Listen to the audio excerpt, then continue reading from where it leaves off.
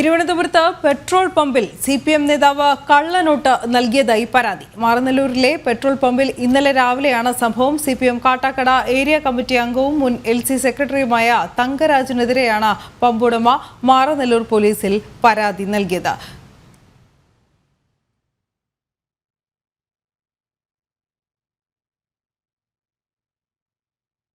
പ്രജിത് മോഹനൻ വിവരങ്ങളുമായി ചേരുന്നു. പ്രജിത്ത്, വിശദാംശങ്ങൾ.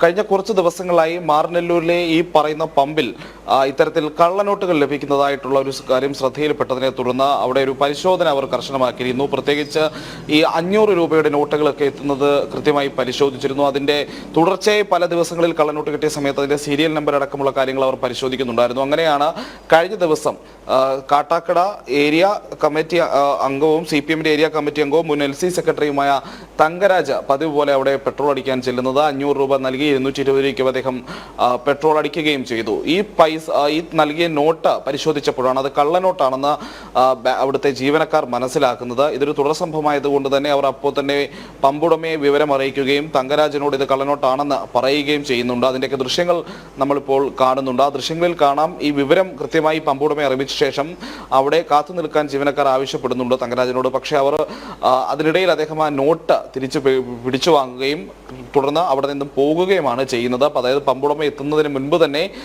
അദ്ദേഹം അവിടെ നിന്ന് പോകുന്ന ഒരു സാഹചര്യം ഉണ്ടാകുന്നു. പിന്നീട് ഈ പമ്പുടമ ഇയാൾക്കെതിരെ മാറനല്ലൂരിൽ പോലീസ് സ്റ്റേഷനിൽ പരാതി നൽകിയിട്ടുണ്ടായിരുന്നു. ഈ പരാതിയിൽ പരിശോധന നടത്തുകയാണ് എന്നുള്ളതാണ് ഇപ്പോൾ മാറനല്ലൂർ പോലീസ് കൃത്യമായി അറിയിക്കുന്നത്. ഈ മേഖലയുമായി ബന്ധപ്പെട്ട് ഇത്തരത്തിലുള്ള കള്ളനോട്ടുകൾ സ്ഥിരമായി ഈ പറയുന്ന പമ്പിൽ കിട്ടുന്ന ഒരു സാഹചര്യത്തിലാണ് ഇത്തരത്തിൽ ഒരു പരിശോധന നടത്തിയതും ആ പരിശോധനയിൽ ഒരു CPM നേതാവ് തന്നെ അത്തരത്തിൽ സ്ഥിരമായി കള്ളനോട്ട് നൽകുന്നതായി അവർക്ക് ഈ പറയുന്ന പമ്പുടമയ്ക്കും ജീവനക്കാർക്കും ഒക്കെ വ്യക്തമാകുന്ന ഒരു സാഹചര്യം ഉണ്ടായത്.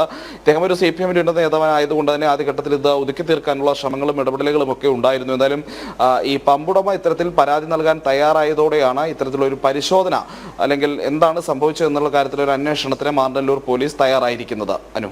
ശരി പ്രജിത്ത്.